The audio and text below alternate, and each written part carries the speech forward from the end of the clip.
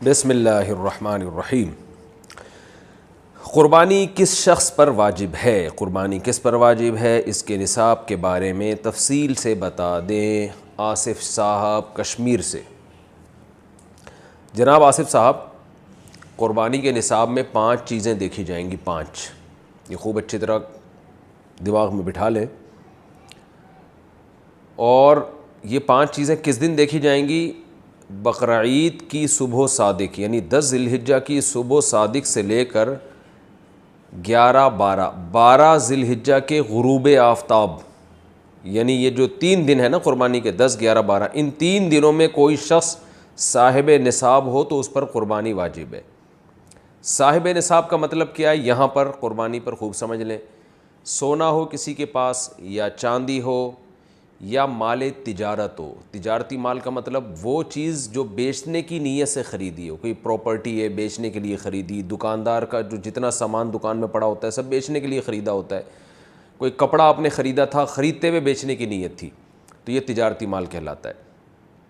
چوتھی چیز ہے نقد رقم، کیش، یعنی جو بھی آپ کے پاس بینک میں یا جیب میں جو کیش اماؤنٹ پڑا ہوتا ہے، یہ 4 چیزیں ہو گئی۔ 5ویں چیز ہے ضرورت سے زائد سامان۔ ضرورت سے زائد سامان میں بہت تفصیل ہے، آسان اس کی ایک جو ہم اگر ضبط کر سکتے ہیں تو وہ چیز جو پورے سال بھی استعمال نہ ہوتی ہو، گھریلو چیزوں میں وہ چیزیں جو پورے سال بھی استعمال نہ ہوتی ہوں، جیسے کپڑے کوئی یا برتن ہے، ڈنر سیٹ ہے، پورے سال استعمال نہیں آتا۔ اسی طرح کوئی پراپرٹی پڑی ہوئی ہے جو نہ کرائے پر دی ہے آپ نے اور نہ آپ اس میں رہتے ہیں، وہ پراپرٹی بھی ضرورت سے زائد میں داخل ہے۔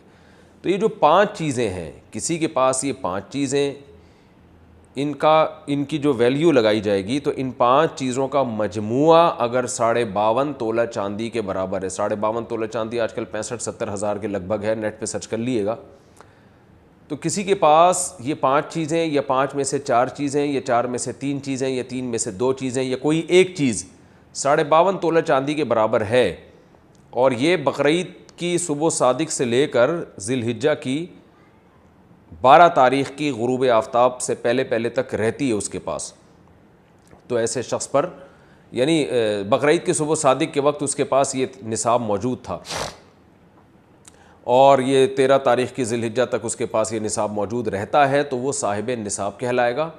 13 تاریخ نہیں، 12 تاریخ، 10، 11، 12، 3 دن، تو وہ صاحب نصاب کہلائے گا اور اس پر قربانی واجب ہے، بشرطے کہ یہ جو 5 چیزیں یا 4 یا 3 یا 2 چیزیں میں نے بتائی ہیں، ان میں سے سب سے پہلے قرضہ مائنس کیا جائے گا، یعنی قرضہ مائنس کر کے 52.5 تولہ چاندی کے برابر بن رہا ہو۔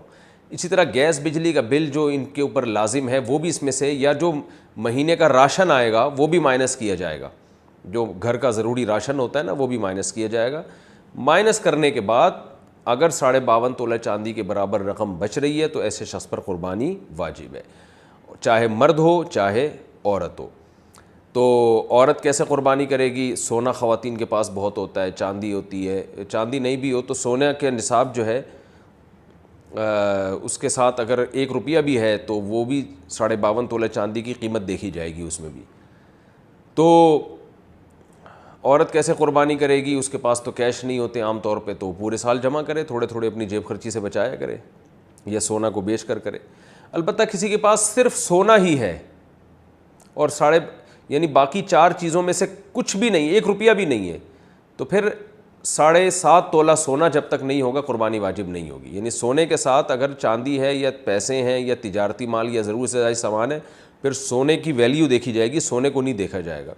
لیکن اگر صرف سونا ہی ہے تو پھر 7.5 تولے سونے سے کم پہ نہ زکوٰۃ ہوتی ہے نہ قربانی ہوتی ہے۔ تو یہ ہے، تفصیل سے آپ کو بتا دیا۔ تو آپ چاہیں تو اس میں ایک گائے میں حصہ لے لیں، چاہیں تو بکرا لے لیں، چاہیں تو دمبا لے لیں، مرد پر الگ واجب ہے، عورت پر الگ واجب ہے، جو بھی صاحب نصاب ہوتا ہے۔